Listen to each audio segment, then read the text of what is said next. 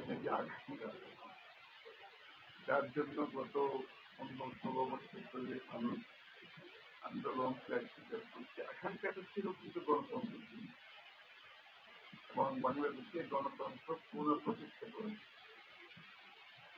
এবং এই আকাঙ্ক্ষার ভিত্তিতে স্বৈরাচারের বিরুদ্ধে একটি দীর্ঘ আন্দোলন, এটা জুলাই অগাস্টে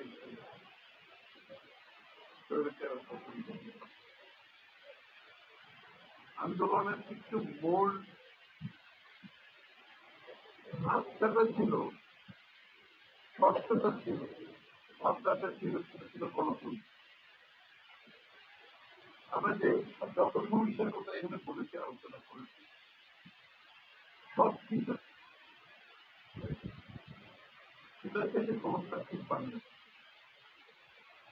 এই উত্তরটা এক জায়গায় যতই আলোচনা করবেন, দিনের শেষে একটা গণতান্ত্রিক বাংলাদেশ বিদেশের মানুষ, গণতান্ত্রিক বাংলাদেশে যেখানে তার রাজনৈতিক সাংবিধানিক গণতান্ত্রিক অধিকার, তার যদি এই তিনটা অধিকার সমুন্নত থাকে, আসলে সব সমস্যার মূল ক্ষেত্রে জানি এই অধিকারহীন অবস্থায় বাংলাদেশ যেখানে সেখানে আসার কথা ছিল।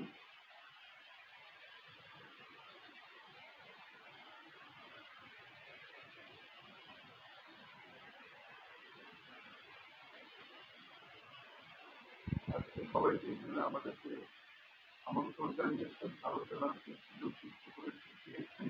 এটা কিন্তু গণতন্ত্রের উত্তরণে আলাপ, পাবলিক ডিসকোর্স যেটাকে বলে, সংলাপ যেটাকে বলে, আলোচনা যেটা বলে, তার একটা সুযোগ সৃষ্টি করে দিয়েছে।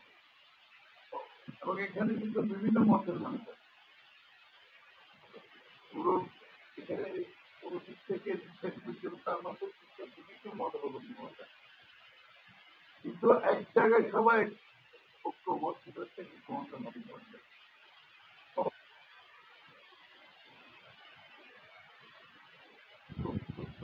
গুরুত্বপূর্ণ এবং এই কোনো বড় একটা এগুলো প্রভাব করেছে। এখন আলাদা আগামী গণতান্ত্রিক বাংলাদেশে আশায় আমরা মুখ বেঁধেছি, কাজ করে যাচ্ছি। নির্বাচনের মাধ্যমে জনগণে মালিকে বুঝতে পারবে তাদের যে সংসদ সরকার হবে, সেই সংসদ সরকার জনগণের কাছে দায়বদ্ধ। এই জন্য এই ধরনের কোনো অব্যাহত থাকা গণতন্ত্রের সেকেন্ড ব্যালেন্সের মধ্যে এই ধরনের প্রতিষ্ঠানের একটা ভূমিকা, যেরকম মিডিয়ার একটা ভূমিকা আছে, যেখানে সমাজের ভূমিকা আছে, যেখানে রাষ্ট্রের একাডেমিক যারা আছে, এই ধরনের এই প্ল্যাটফর্মগুলো ইনফ্যাক্ট সেকেন্ড ব্যালেন্সের কাজ। এগুলোকে যত বেশি শক্তিশালী করা যাবে, সে গণতন্ত্রকে শক্তিশালী প্রকৃতি গণতন্ত্রের উত্তরণে যত বেশি সহায়ক।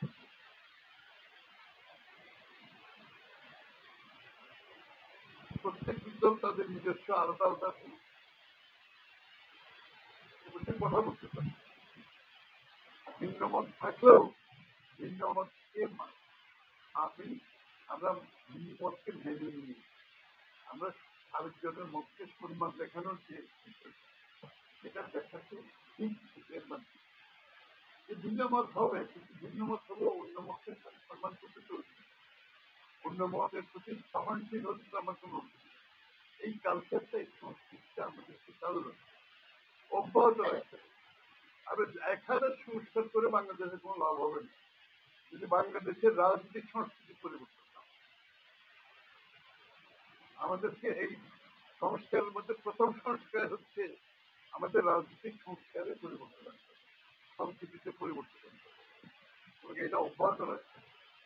আজকের যে প্রেক্ষাপটে সাইফুল ভাই যত সুন্দরভাবে বিস্তারিত ভাবে সবকিছু তুলে ধরেছে,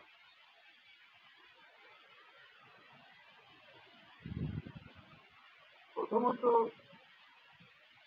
এই সরকার আজকে গভর্নমেন্ট তারা তাদেরকে এই দায়িত্বটা দেওয়ার পিছনে যে শক্তিগুলি ছিল তার মধ্যে একটা ছিল প্রথমে ছাত্র জনতার একটা সকলের সমর্থন, দ্বিতীয় শক্তি ছিল বাংলাদেশের রাজনৈতিক দলগুলো, তৃতীয় শক্তি হচ্ছে বাংলাদেশের সামরিক বাহিনী। এভাবে সমস্ত জাতি ঐক্যবদ্ধভাবে এই দায়িত্বটা দেওয়া হয়েছে এবং কিন্তু পতনের পেছনেও কিন্তু এই চিন্তা শক্তি কাজ করে।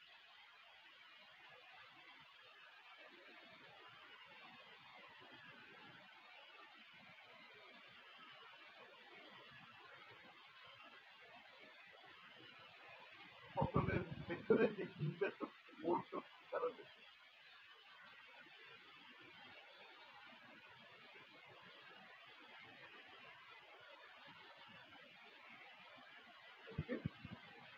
দায়িত্ব দিয়ে বাংলাদেশের একটা ট্রানজিশন গভর্নমেন্ট যেটা আগামী দিনে বাংলাদেশের মানুষের আশা আকাঙ্ক্ষা প্রত্যাশা গণতান্ত্রিক অধিকার ফিরে পাওয়া যায়।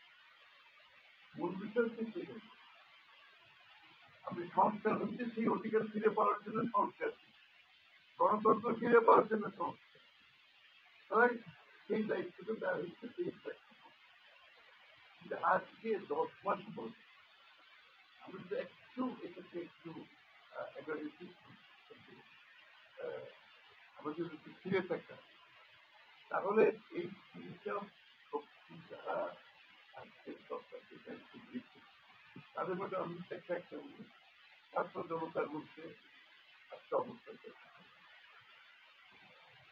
খুব একটা ছোট সংখ্যা আছে যারা অব্যাহতভাবে একটা দল গঠন করেছে, যারা অব্যাহতভাবে সমর্থন দিয়েছে ভালো মন্দ করছে।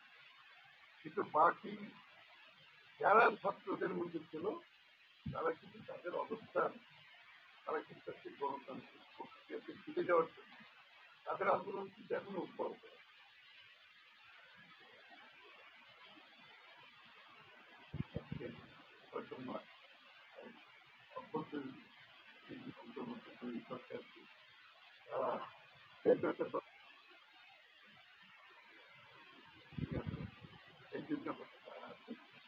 কিন্তু বাকিরা কি বলছে, বাকিটা শুনতে হবে যে যারা বসেছে তারা কি বলতে চায়। দ্বিতীয় হচ্ছে রাজনৈতিক দল, রাজনৈতিক দলগুলো বিএনপি সবচেয়ে বিএনপি সবচেয়ে বড় দল এবং বিএনপির সাথে আমরা যারা এখানে বিপন্নতার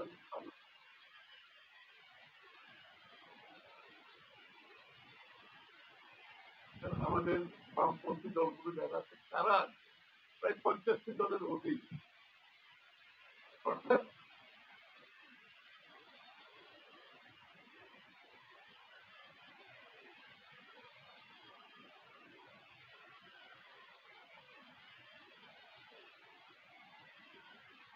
হচ্ছে বাংলাদেশের সামরিক বাহিনী।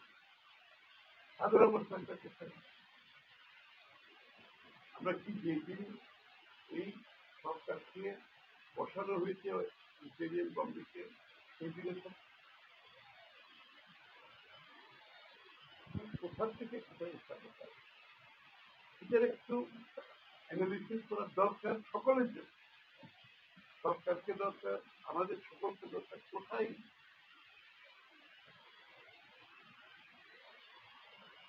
এই বিভক্তির দায় কে দেবে। যারা অনেক আশা নিয়ে অনেক আকাঙ্ক্ষা নিয়ে বাংলাদেশের জাতীয় ঐক্যের মাধ্যমে একটা গণতান্ত্রিক অর্ডারে ফিরে যাচ্ছে সেটা কেন আজকে কষ্ট দিচ্ছে এবং এই যারা সমর্থন দিচ্ছে তারা কেন আজকে একটা দ্বিধাদ্বন্দ্বের মধ্যে সেটা একটা অ্যানালিসিস করার দরকার। সুতরাং আমি বেশি দীর্ঘায়িত করবো না। এই এই এটার একমাত্র কারণ হচ্ছে যে প্রত্যাশা নিয়ে গণতান্ত্রিক অর্ডারে ফিরে যাওয়ার যে কাজগুলো করার দরকার ছিল সেটা দৃশ্যমান। আমাদেরকে এখানে বলা হচ্ছে সংস্কার, সংস্কারের ব্যাপারে কারো কোনো জীবন আজ পর্যন্ত দেখলাম না। আমি অবাক করছি কেন সংস্কার সংস্কার করে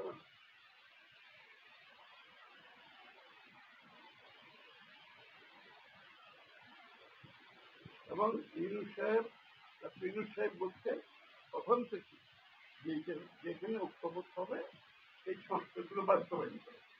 ঐক্যমত ওয়ার্ল্ড কি ঐক্যমত, তাহলে সকলে জমা দেওয়ার পরও